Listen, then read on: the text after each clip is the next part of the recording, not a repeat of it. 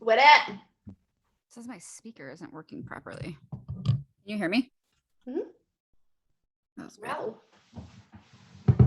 That was weird. I just want to check something real quick. Mm-hmm. It's actually it's like louder now. Really? Mm-hmm. I think just because maybe you moved it a little bit closer. Okay. That's not what I wanted to do.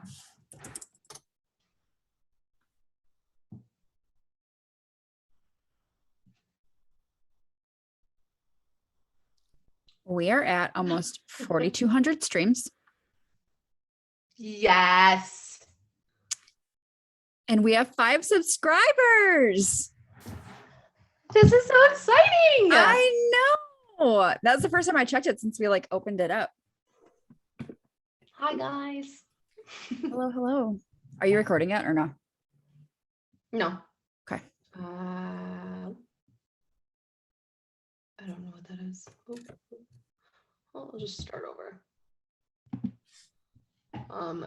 Don't save. Hold on. I don't know what I'm doing now. Episode 26 is still mixing, so I'll have to download that later. Come on. Do you want me to remind you? Turn in your what? I said, do you want me to remind you? Oh. You want me to turn on my books at the library? Like what? Here's the thing. I don't even remember what I just said. I'm recording. I said I'm going to have to download it later. No, I know, but I don't remember what I thought. I don't remember what I said that I thought that you said. Oh, this is real life. Okay. It is. You know, the best thing about starting the YouTube channel is that people get all this because all this gets edited out. Yep. I am now recording on my Audacity as well. I'm recording. Are you going to get your hands ready? Or are we going to clap? I was thinking about saying we should have done an outfit change. We're not doing costume changes for recording. I am going to show up in a costume one day. I have a pizza costume. Hey, I have a blow-up T-Rex costume in Bug's room. Oh my God, you be T-Rex and I'll be a pizza. It'll be so fun. It'll be for our Halloween episode. Yes. Okay. Are you ready? Let's get ready to rumble. Party. Okay. 1, 2, 3. Oh, that was 15 minutes in between. It was because I was clapping as I said 3 like an asshole. Here's the thing. I set us up for failure because I just had a whole cookie. Woo. Okay. Oh my God. And it's just a normal cookie, but sugar really affects me like this. My hair is all fuzzy. Oh man. Okay. 1, 2, 3. Whatever. CJ always gets it right. He does. So that's all that matters. All right. Welcome back to episode 27 of Rewriting Her Story, the podcast. 27, bro. We're almost at 30 episodes. I love 30. It's a great number. It is a great number. You just like it because it's your birthday. Duh. Enneagram 4 and a Gemini. Yes, it's about me. Yes.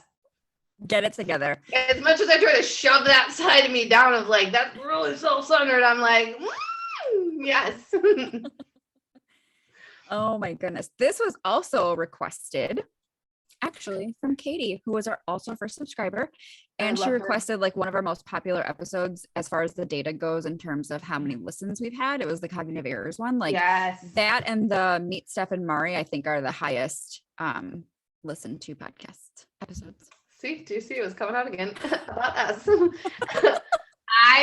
I'm so excited. I'm so excited that this is requested by somebody. And I just want to point out, guys, that that little deep breath was me trying to get myself back on track of what I wanted to say, the point I wanted to make, because I lost it as I started talking. And I was like, fuck, here we go. You can't breathe and talk at the same time. Apparently I can't. What I wanted to say, the point I was going to make, which I was going into it, but I was like, hey, full transparency. The point I was making was that when you request, we deliver. We sure do. By all means, we immediately are get on the microphone. Let's do this. Yes. By all Yes. means, if you have a topic that you would like us to cover, please, please, please. Your audio just went out for a second. I don't know if it's the Zoom. Can you hear me? I can't hear you either.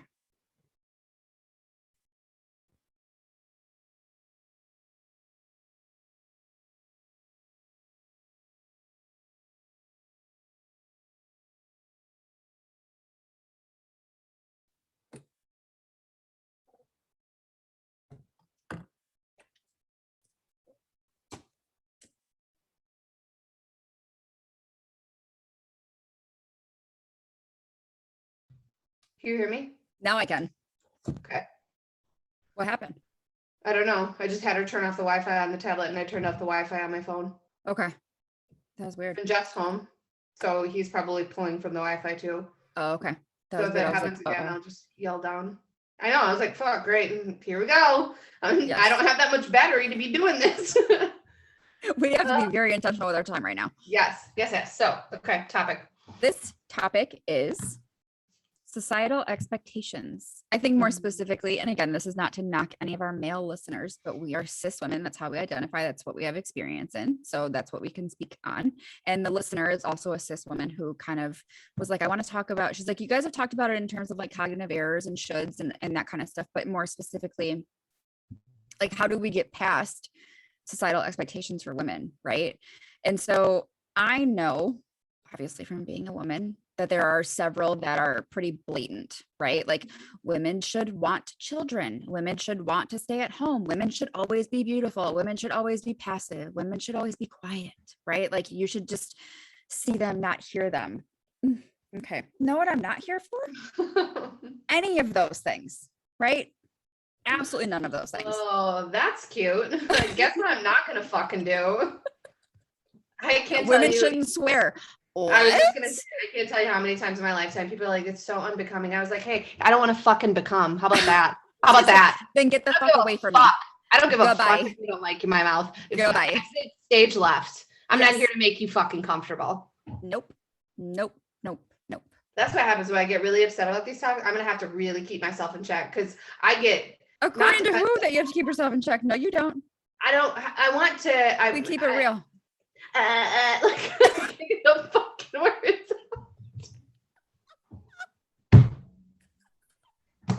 Today, Junior. Oh my God, I'm my dad. I'm turning into my dad. I'm turning into Richard H. Here's the thing. I have to keep myself in check in order to get my point across and not just be Get angry. fired up. Another fucking societal expectation of a woman. She's just angry. She must be on her period. She's hysterical. Mm-hmm. I will throw my period blood at you. I'm just kidding. I would never. You wouldn't be able to touch it, so it's not even an option. You would throw up. Fucking sick. Let's just get Marty sugared up and record fucking podcasts. See what happens. I told you, it's literally, I hit a chocolate chip cookie, and I'm not even trying to be funny. It was not like a weed cookie or like, it literally was a cookie, and I'm like fucking buzzing, like just because of sugar. I'm like sweating. Oh my God. So that's what I mean by keeping myself in check, because like I'll just get in the microphone and be like, like Yes. This is something that is so near and dear to my heart, of breaking out of these societal expectations, norms, all these things that are expected, required of women. I am not here to fit anybody's box and or mold. I'm not. Nope. I am going to be unapologetically me all the time. Period. A cookie cutter is not me. No.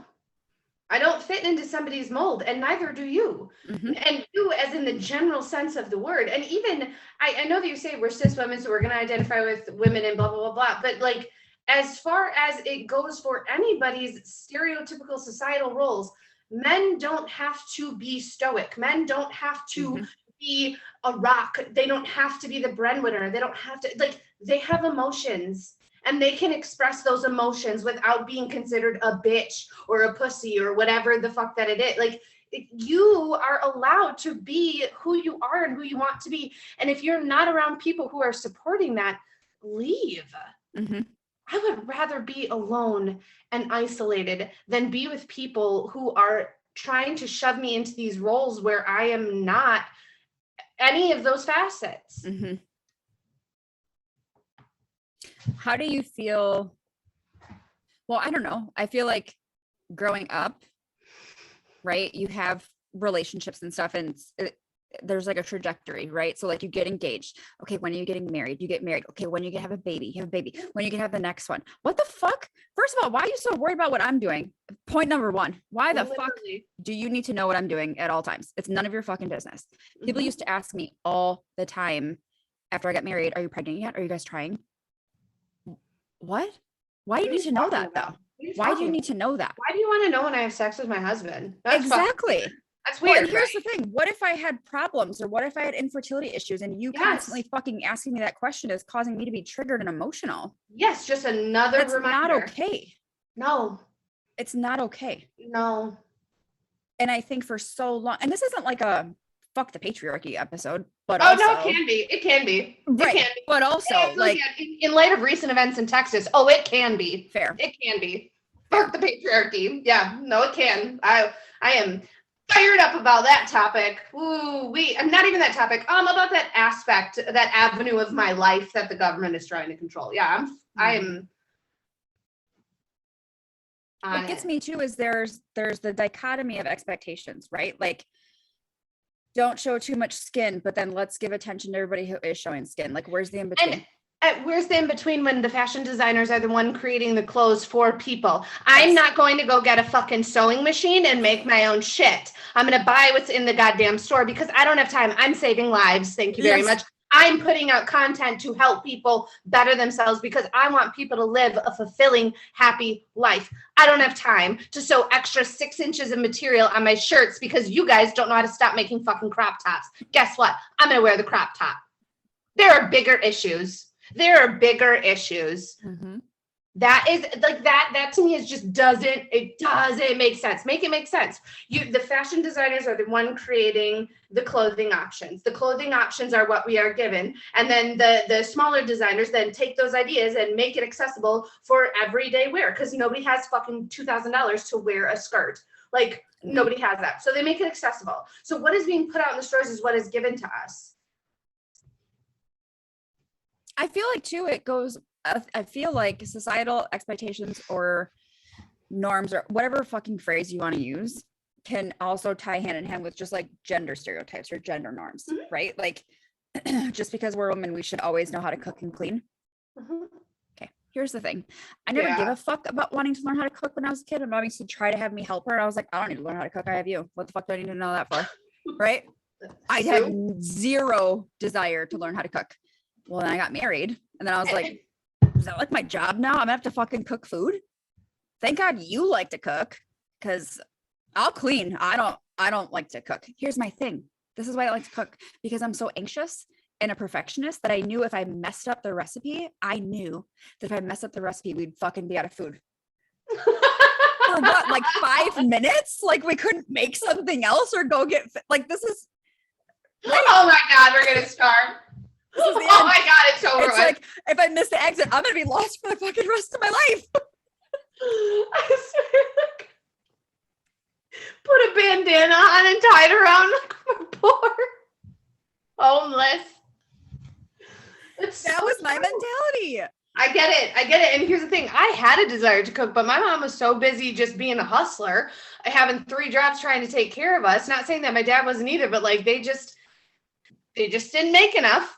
So my mom's making shit in bulk, like she's feeding the fucking, Soviet Union, and it's just spaghetti and fucking turkey broth, some green beans, like just, goulash you can whip up, like just random shit. And then my dad's over here, like giving us like Buddy's lunch meat packs, like probably the reason I'm a vegetarian, because I'm like, there's also like 3 pieces of meat in one of those packages. I would eat like 3 after school. My after school snack. My after school snack at my dad's house was a can of corn. What the fuck? Like, he didn't have anything. He didn't have anything. I was like, oh, this can of corn looks good. I shit you not. Here's the thing. Oh my God. You don't have to operate in anybody's expectations of you that you did not agree to. Mm-hmm. That you do not want for you. If you didn't agree to it. If you didn't agree to it, here's the thing, you may not want it, but if you have a conversation about it, things may change, right? Because again, you may not want to. I don't want to fucking clean my house at all. I don't want to. I understand though that that's part of life and that I have to. So there has to be compromise. Mm-hmm. So Jeff doesn't like washing dishes. I'll wash the dishes. He does literally everything else. Like he was cutting the grass and doing all that yesterday. I didn't have to do that at all. Like we just take turns. I cut the grass. He had a really, really busy week. I went outside and cut the grass because I knew that he wasn't going to be able to do it. I'm not going to sit there and be like, but like, yes, I entered into an agreement of like, hey, we're going to work together as a team and as a partnership. Right. So if you don't agree to those expectations that are set forth by that person, you don't have to fucking do it.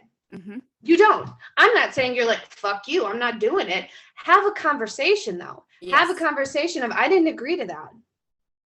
How can we compromise? Mm-hmm. I'm willing to make this relationship work. I don't agree to that expectation. How can we compromise? You want a warm dinner every night? Okay, well then you need to make more so I can stay home and do that. Mm-hmm.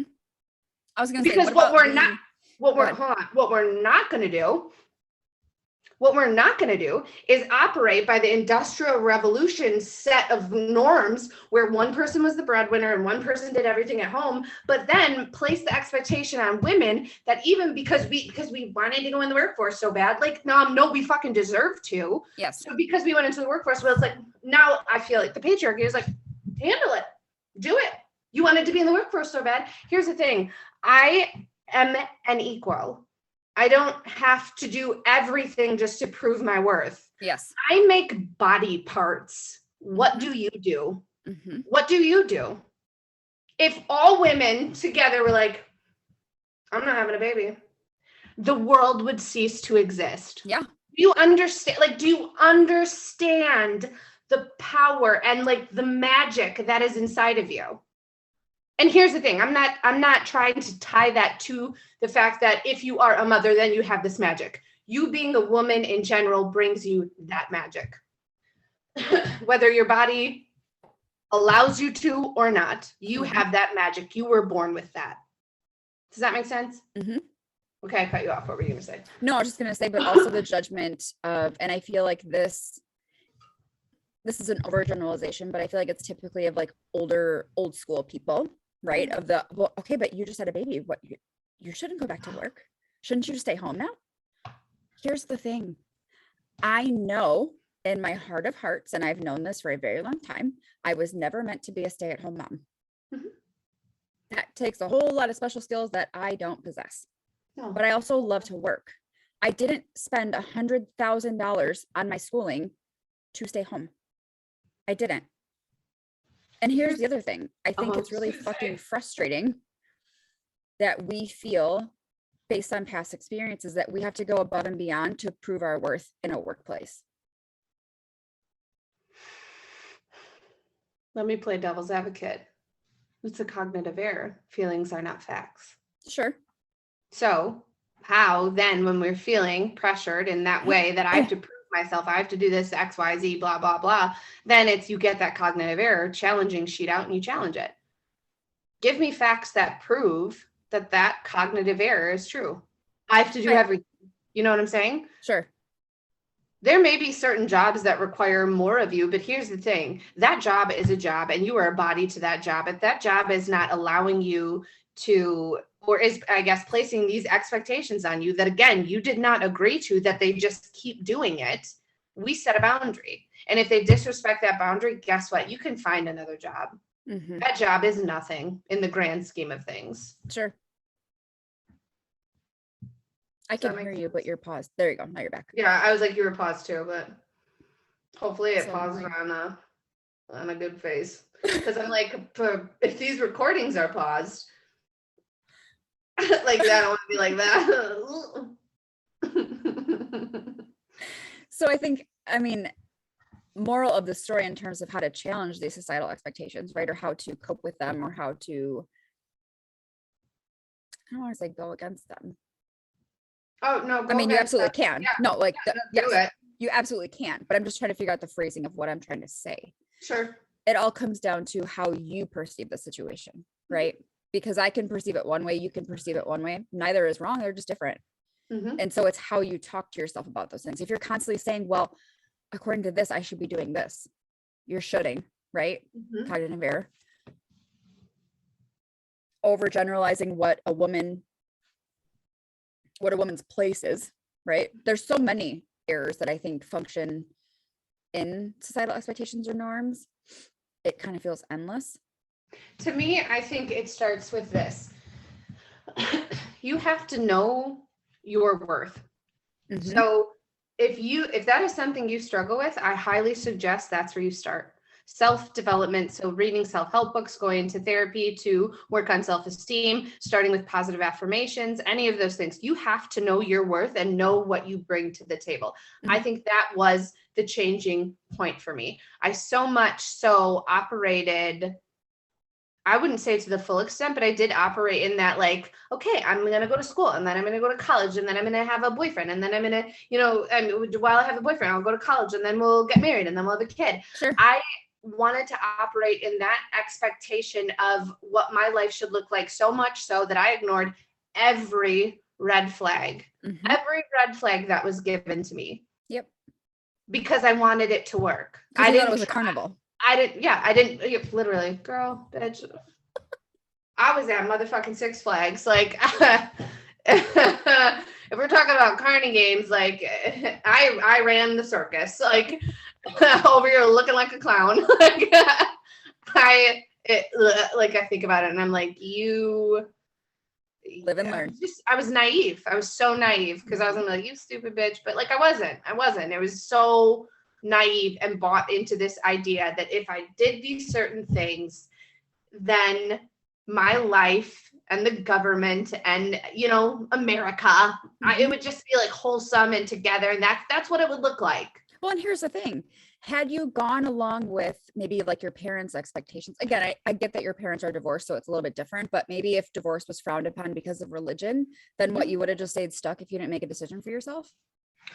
I think divorce was frowned upon regardless because my mom wanted it to work so bad. Not that she wanted me to stay in the marriage, sure, but I think that she felt empathetic to, I don't want this for my child. I know how hard absolutely. it was. I don't want it for my child. And I think my dad might have thought the same way, but it's Richard H. and he doesn't discuss emotion. So he was like, okay, all right. like that's literally, I was like, okay, good talk. Talk to you later.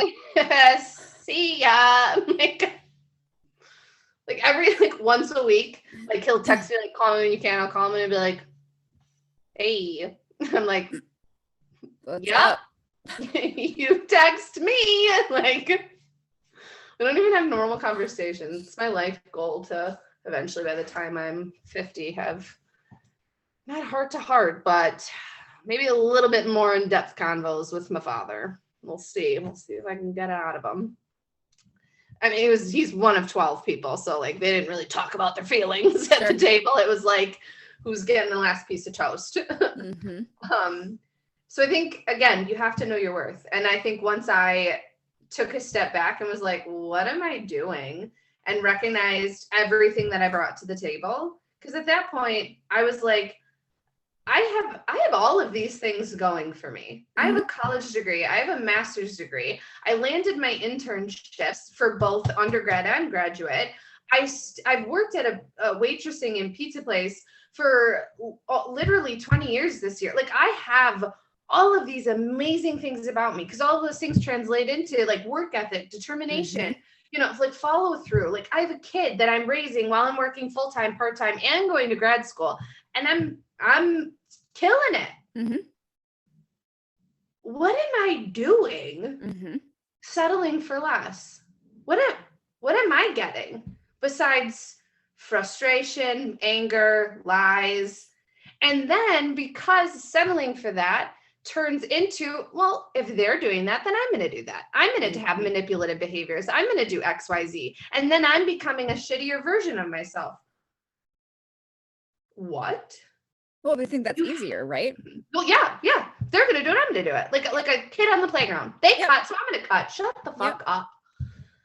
I think that is what led me to that point. And that saying that I love is like, I know what I bring to the table. Mm-hmm. And trust me when I tell you, I am not afraid to eat alone. I am not afraid. You do not deserve a fucking seat at my table if you are not bringing something for the greater good. And that is me. Mm-hmm. Because I know I'm going to do everything in my power to bring something to you. And if I'm not giving my best, I'm going to have a conversation with you about how I can show up for you. Mm-hmm. Because I am a very even, Steven, equal person. What I expect of you is what you can expect of me. And here's the thing. We'll figure out how we can meet in the middle. We'll figure out how, if my expectations are too high for you, I'll adjust them. Mm-hmm. But if it comes to the point where I'm adjusting them so much that the fucking bar is on the floor, you can leave. Yeah. Bitch. How would you tell a client to respond to somebody who is placing those societal expectations onto them? Give me a more specific scenario. So if a client said, we just got married and my mother-in-law keeps asking me when we're going to have a baby, like what would you instruct them, or how would you guide them into having that conversation with them about, maybe she doesn't want to have kids. So like, how would you navigate that conversation with them? So I'm going to ask them to ball their fist up, right? And make sure that you're punching on the flat part, not your knuckles, so you don't break them and just fucking, I'm just kidding. Kind of. First and foremost, that conversation needs to be had with their partner. Mm-hmm. For two reasons. You guys need to decide, if you haven't, which I hope that you did already, sure, if kids is in your path. So hypothetically speaking, you guys have already had that conversation. Yes, you want kids, you just don't want them now. Okay, fine. So now the next conversation that needs to come with your partner is you need to discuss how you can together approach this situation respectively, because that's their parent. Yes. So I am not in the business of just kind of like steamrolling over other people and being like, fuck you, it's my way, blah, blah, blah. Like, this is my, how I'm going to live my life. I absolutely am in that thought process of we have to respect our partner and we have to respect their relationship with their parents. This is a very fine line right here of what is going to happen and how that conversation, I would like my expectation of it to go, my perception of how it should be. So say you guys, again, hypothetically come to an understanding of like, your partner's like, yes, I back you, go for it. You have the conversation. Do you want me to be there? Which I always think is, yes, the partner should be there. So yes, the partner should be there. So we're going to have a conversation about our family planning and what that looks like. Our journey isn't up for discussion at the current moment. So I respectively ask you to stop asking us about when we might have children or what that looks like. And here's the thing. That's their it. Response to that, their feelings about that problem. Is their fucking problem. It's none of your fucking business, because that is a choice that they're making to feel some type of way about you setting a boundary. That's not your fucking problem. You weren't a cow that we sold off to go to a new family to produce for them. Okay. Yep. We're not doing that. Mm-hmm. The whole reason that we say it's not your fucking problem about how they respond to that is because that beginning part that I was talking about, the conversation about whether or not you want to have kids, the conversation with your partner of how they would appreciate how you handled that, or like what your expectation is. That right there is planning and coming together to be in your wise mind, to be appropriate when having this conversation. Balance with emotion and fact.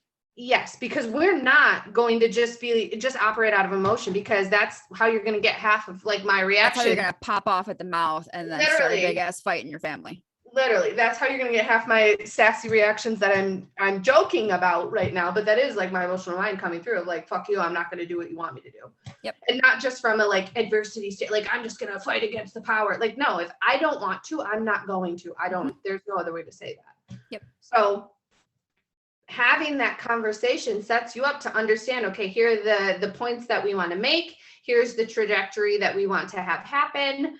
Or at least for our purposes of what we want to have happen, because we can't predict how somebody else is going to feel. Yep.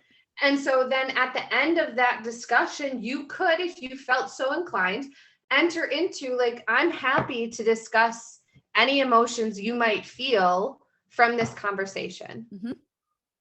If you don't want to, then you don't have to, but you're allowed to. Does that make sense? Mm-hmm. That's how I would handle that. I just had another thought in my head and it fucking gone with the wind. Floated away. God damn it. It was a good one too. Oh, this is what I was going to say. If you are struggling with societal expectations, norms, whatever the fuck phrasing you want to use, and it is made worse by things like TikTok or Instagram or Facebook, get the fuck off of them. People are so consumed with wanting to find answers through whatever channel they can get to, right? Here's the thing though. We're content creators. We know what we're talking about. That's not the case for everybody. Yeah. And I think there's a lot of fucking mixed and inappropriate messages being displayed on social media that have people up in arms and confused and doubting everything or self-diagnosing or whatever the fuck. Like, you need to make decisions based on you and your needs and not what Susie Smith over here is doing, or not what person over here suggests that you do. Or do you know what I'm saying? Like, I know exactly what you're saying. Have to make the decision for you. And that goes back to what Mari said about knowing your worth. When you know your worth and what you deserve, you're not going to want to make decisions for anybody else but you. Because here's the thing, nobody else is going to do that for you. And this is a two-parter response to that. And the first part, which is going to be the closest to what you just said, is like, oh God, don't do this to me. What is it? It's so, this is sometimes why I interrupt, because I'm like, it's going to leave my head. I have to get it out. That one point's gone. Hopefully it comes back. It's gone. It's lost in the files. The other thing that I was going to say is this also ties back to the judgment episode that we talked about. So you are, again, you have your basket of eggs and you're sitting here getting validation from everybody else and putting all your eggs in all these other baskets, and you are left with an empty basket. Now you can't fill yourself back up. You can't validate yourself. You have no idea how to do that. And you're going to do that through everybody else's channels. Here's the thing. They're worried about themselves, as they should be. That's just how life goes. Right. They're not necessarily going to have maybe open, honest, truthful responses. Sometimes, yes. I would more so like, though, if that we built from ourselves and built ourselves up, validated ourselves, again, because it's okay to make mistakes. Even if we chose the option that we wanted and it didn't necessarily pan out, doesn't mean that everything's a failure and I'm so stupid to think that, and blah, blah, blah, blah. Like, you're allowed to mess up. That's how you learn. You're not learning by putting your eggs in all these other baskets, because you're giving pieces of yourself away. Mm-hmm. I wish that thought would come. I was going to say, did the other one come back yet or no? It didn't. Kind of talk about what you're talking about again. I'm going to see if it floats back up. Finding things on social media, like basing your decisions off things that you hear about or read about or watch on social media based on what other people are doing. I think that it didn't come back up, but I guess another point that I could make on that is that it's also a comparison game. Mm-hmm. When you, again, start with that self-worth and you know what you bring to the table, sitting here, this kind of ties into what the thought was. I don't remember the exact verbiage I was going to have, but when you put your self-worth into yourself, when other situations come up that could feel threatening or could feel like, well, they're doing that, I don't know if I should do that. Like, you know, I want to be like them. Like, am I supposed to be like them? Should I be doing it like this? Again, all these expectations of like what maybe a content creator should be or whatever should be. When you know your self-worth, you're able to challenge all of those thoughts. maybe not easily and maybe not as fast as that. You're going to have a better leg up, though, on the competition of being able to trust and know who you are and what you bring to the table. Mm-hmm. Does that make sense? Absolutely. Case in point, to get through societal expectations is, are you agreeing to them? Is that something you want for your life? Then refer to our sticker of according to fucking who, then, that you have to operate in that stereotype or that expectation. Yep. Who said? The world? The world is on fire. Yes. And like $1 trillion in debt. I don't think they should be giving out advice to anybody. Don't throw stones, sweetie. Don't throw stones. Do you know what I'm saying? Yes. Yes, I do. Fuck, I'm not gonna listen. Oh, the government said so. Okay. And I don't mean that about the current pandemic, people. Wear your fucking mask. Please. Anyways. I think this is a good ending spot. It's a great ending spot. Otherwise, I think I'm just gonna get soups sassy. Well, as per usual, you can find me at SpookyFitMom13 on Instagram. Mari is at BEA_XO11. We are at Rewriting Her Story Podcast on Instagram. And YouTube. And YouTube. You can watch videos on YouTube of Rewriting Her Story Podcast. That's how you find us. Subscribe to that too. And then you can subscribe to the actual podcast for extra goodies. It's still new, but there is a subscription episode already up. That's a really good one. That's like super fundamental when it comes to therapy skills. So there's that. And that's it, right? Yeah. Yeah. That's good. It was very good. I'm trying to think of how I'm going to say bye in a different accent. I don't. That's good day. Oh, tschüss. It's German. Bye. What? Tschüss. Or hello. But that's hello, obviously. I love German. I could fucking. I know you do. I love it. Not all of it. Bye. Not all of it, guys. Like, whoa. He's not a supporter of Hitler. Let's be clear. Whoa, pump the brakes. Anyways, okay. We will see you guys soon. Thank you. Bye. Bye. That was flat. Bye. Bye. You're bye. Bye. Bye, buddy. Hope you find your dad. Bye, buddy. Hope you find your dad. I fucking